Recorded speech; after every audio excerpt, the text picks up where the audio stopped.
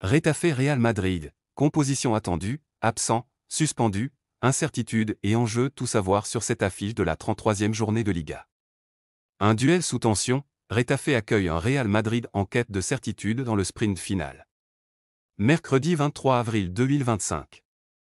Alors que la Liga aborde son dernier virage, le Real Madrid se prépare à un déplacement aussi risqué que fondamental sur le terrain de Retafe, à l'occasion de la 33e journée du championnat.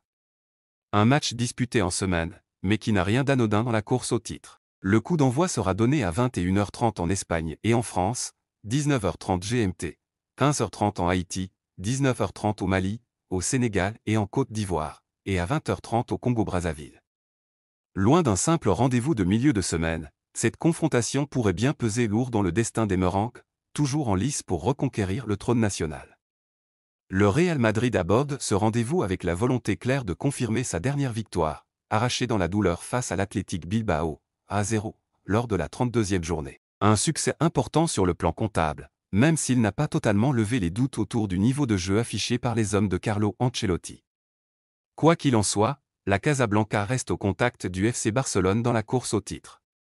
De son côté, Retafe cherchera à rebondir après un revers frustrant face à l'Espagnol Barcelone, 0-1. Une nouvelle désillusion pour les joueurs de José Bordalás, capables du meilleur comme du pire ces dernières semaines, dans une dynamique marquée par des résultats en dents de scie. C'est la deuxième fois que les deux équipes croisent le fer cette saison. Leur dernière confrontation, disputée le 1er décembre 2024 au stade Santiago Bernabéu, avait tourné à l'avantage du Real Madrid, vainqueur 2-0 dans une rencontre globalement maîtrisée lors de la 15e journée. Cette fois pourtant, le scénario pourrait bien changer.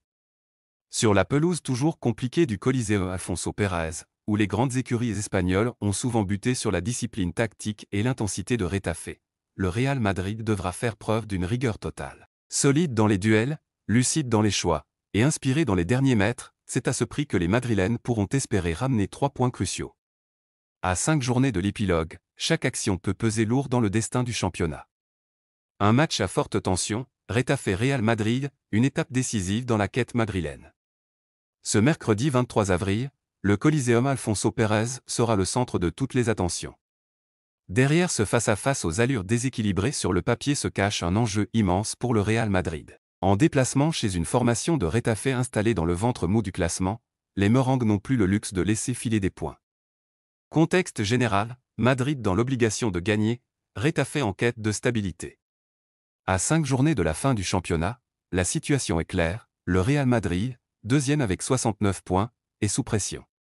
Le FC Barcelone domine le classement avec 73 points et semble déterminé à ne laisser aucune opportunité à ses poursuivants. Le moindre faux pas madrilène pourrait définitivement clore le suspense dans la lutte pour le titre. Cette rencontre face à Retafe, modeste 12e avec 39 points, représente donc bien plus qu'un simple déplacement en banlieue madrilène. C'est une mission impérative, repartir avec les 3 points, sous peine de voir s'envoler les dernières ambitions nationales. De son côté, Retafe n'est ni concerné par la lutte pour l'Europe, ni réellement menacé par la relégation. Avec un matelas confortable de points, les Azulones peuvent aborder ce match avec une certaine sérénité. Mais face à un ogre comme le Real, leur fierté locale et l'envie de faire trébucher un géant donneront à ce duel un goût particulier. Les absents du Real Madrid, une hécatombe qui complique les plans d'Ancelotti. Carlo Ancelotti devra composer avec une infirmerie bien remplie. La défense madrilène, déjà souvent sujette à des remaniements cette saison, est de nouveau touchée. Dani Carvajal, pilier habituel du couloir droit, est toujours indisponible depuis plusieurs semaines. Sa blessure de longue durée a poussé le staff technique à improviser à plusieurs reprises, et ce match n'échappera pas à cette tendance. Ferland Mendy, qui occupait le flanc gauche ces dernières semaines, est lui aussi forfait. Sa fragilité physique, déjà pointée du doigt depuis plusieurs saisons, refait surface au pire moment. Militao, revenu brièvement cette saison mais à nouveau éloigné des terrains, manquera également à l'appel. Et comme si cela ne suffisait pas, une tuile de taille vient s'ajouter à la liste, Kylian Mbappé, la star offensive du club, est également forfait. Touché lors du dernier match, le Français ne fera pas partie du groupe. Une absence de poids, tant il a été décisif à chaque grande rencontre cette saison. À cela s'ajoute une incertitude non négligeable. André Lunin, qui avait brillamment remplacé Courtois ces derniers mois, est incertain. Toutefois, le retour du géant belge dans les buts donne de l'air au staff technique. 11 madrilènes inédits, entre ajustements défensifs et flair offensif. Thibaut Courtois, gardien de la sérénité. On retrouve dans les buts Thibaut Courtois, un choix qui va bien au-delà de la simple titularisation d'un gardien. Après de longs mois d'absence, son retour incarne un souffle nouveau, une dose de confiance injectée dans un secteur défensif encore en reconstruction. Plus qu'un dernier rempart, le portier belge est une figure rassurante, un leader discret dont la seule présence suffit à réorganiser le calme et la discipline dans les rangs. Dans un Real Madrid en quête d'équilibre, Courtois symbolise la stabilité retrouvée. Fede Valverde, de la relance au sacrifice, l'homme orchestre. Autre décision marquante, Fede Valverde, aligné sur le flanc droit de la défense. Ce n'est certes pas son registre de prédilection, mais avec l'Uruguayen, l'exception est presque devenue la norme. Sa polyvalence n'a d'égal que sa générosité. Véritable homme à tout faire, Valverde se plie aux besoins de l'équipe avec une détermination admirable. Ce repositionnement dit tout du message qu'Ancelotti souhaite envoyer, face à l'adversité, on avance avec ceux qui ne reculent jamais. Et Valverde, dans ce rôle de combattant silencieux, incarne parfaitement cet esprit de sacrifice et de loyauté qui transcende les postes. Raúl Asensio et Fran Garcia, les visas de la rotation. En défense centrale, la titularisation de Raúl Asensio marque une volonté de renouvellement et de responsabilisation des jeunes pousses. Encore peu expérimenté, Asensio bénéficie d'une chance rare, celle de prouver qu'il peut répondre présent dans un moment difficile. À ses côtés, Fran Garcia occupera le couloir gauche, un poste où le Real a longtemps cherché la stabilité. Rudiger, l'ancre dans la tempête. Dans une arrière-garde rajeunie et en quête de repères, le maintien d'Antonio Rudiger en charnière centrale s'impose comme une évidence. L'Allemand est l'un des rares à avoir su conserver son niveau de performance ces dernières semaines. Rugueux dans les duels, intense dans les courses, toujours vocal, il incarne l'âme défensive du Real Madrid. Plus qu'un simple défenseur, Rudiger est un point d'ancrage, un milieu franco-espagnol à double lecture, puissance et maîtrise. Au cœur du jeu, Carlo Ancelotti opte pour un quatuor équilibré et complémentaire, Aurélien Tchouaméni, Eduardo Camavinga, Dani Ceballos et Jude Bellingham. Un milieu dense, mobile, et capable de répondre aux différents registres que pourrait imposer Retafe. Tchouaméni, en sentinelle, sera chargé des basses œuvres, couper les trajectoires, gratter les ballons, imposer son impact à la récupération, tout en assurant des relances propres. À ses côtés, Camavinga incarne le mouvement et l'énergie. Véritable moteur du pressing madrilène, il sait jaillir, se projeter, casser les lignes ballon au pied et soulager ses partenaires par ses courses incessantes. Ceballos, lui, aura une mission plus créative. S'il n'a jamais été un titulaire indiscutable, il représente une certaine idée du jeu posé, de la construction patiente. Il est aussi un joueur qui sait profiter des espaces. Et dans un match où Retafe risque de fermer les zones centrales, sa capacité à alterner jeu court et passe diagonale pourrait faire la différence.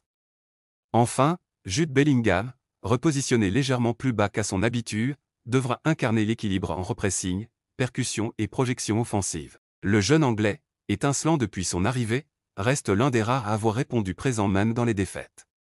Son intelligence de jeu, sa capacité à lire les espaces, à sentir les moments forts, en font un élément incontournable du système d'Ancelotti.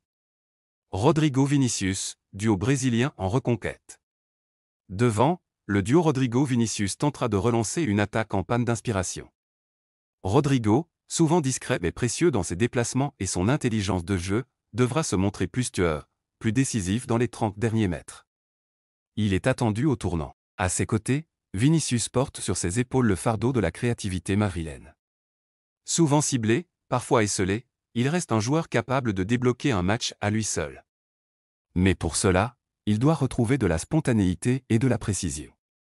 Contre Retafe, dans un contexte de défi collectif, c'est lui qui devra prendre les responsabilités, provoquer, créer, briser les lignes. Une composition de transition ou de rupture. Cette composition contre Retafe, si elle se confirme, ne sera pas simplement un choix sportif. Elle aura valeur de message, de tentative de relance psychologique, voire de réinitialisation tactique. Elle montre que l'heure n'est plus à la hiérarchie figée, mais à l'adaptation, à l'urgence et à la réaction. Chaque joueur aligné semble incarner une fonction stratégique bien précise dans cette phase de reconstruction. Et si le Real Madrid veut sauver sa saison, cela passera par là, par des choix forts, des hommes fidèles à l'écusson, et une prise de conscience collective que le prestige ne suffit plus. Seule l'attitude sauvera le blason. Retafe, une formation valeureuse mais diminuée. Du côté des locaux, la préparation n'a rien d'idéal. Toujours sur le flanc, Alan Nyom poursuivra sa convalescence et manquera cette rencontre.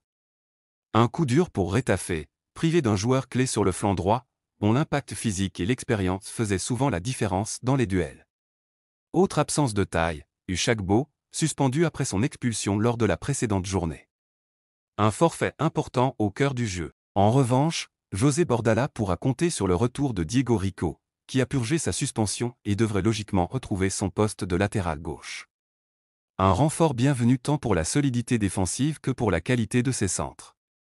Côté tactique, Retafe devrait évoluer dans son schéma habituel en 5-4-1, capable de se transformer selon les phases de jeu. David Soria gardera les cages. La charnière centrale sera composée de Djené, Domingo Duarte et Alderete. Sur les ailes, Diego Rico à gauche, Juan Iglesias à droite. Le milieu, solide et discipliné, devrait être formé par Ramon Terra, Arambari, Luis Milla et Juan Bernat. En pointe, Juanmi, attaquant mobile et intelligent dans ses déplacements, aura pour mission d'exploiter les moindres espaces. Analyse tactique, le Real devra contourner le bloc bas. Retafe est réputé pour sa discipline défensive et son organisation compacte. Il est probable que les hommes de Bordalás optent pour un bloc bas, cherchant à limiter les espaces dans leur moitié de terrain et à procéder en contre. Pour le Real Madrid, il s'agira donc de faire preuve de patience. Jude Bellingham, catalyseur du jeu madrilène. Dans ce dispositif, Jude Bellingham jouera un rôle central. Véritable trait d'union entre l'entrejeu et l'attaque, l'Anglais aura pour mission de se glisser entre les lignes, d'ouvrir des brèches et de déstabiliser le bloc compact de Retafe. Sur les côtés, Rodrigo et Vinicius Junior auront la responsabilité d'exploiter chaque espace, chaque intervalle. Leur vivacité, leur faculté à provoquer en 1 contre 1 et à obtenir des fautes dans des zones dangereuses pourrait peser lourd face à une défense souvent regroupée. L'implication des latéraux même de fortune, comme Valverde, sera également déterminante. Leur volume de jeu, leur capacité à déborder, à centrer ou à rentrer vers l'axe pourrait créer des situations de surnombre et désorganiser la ligne défensive adverse. Un rendez-vous au goût de finale pour le Real Madrid. Ce déplacement à Retafe n'a rien d'une simple étape dans le calendrier madrilène. Il s'agit d'un test grandeur nature, une véritable épreuve de caractère pour un groupe diminué mais déterminé. Dans la course haletante au titre, le Real Madrid n'a plus de joker. Seule une victoire permettrait de rester au contact du FC Barcelone et de nourrir encore l'ambition de renverser le classement d'ici la fin. Pour Retafe, c'est l'occasion idéale de faire tomber un géant, d'écrire une page d'histoire locale, et de s'assurer un maintien tranquille. Tous les ingrédients sont réunis pour une soirée tendue, intense, et potentiellement décisive dans cette fin de saison palpitante.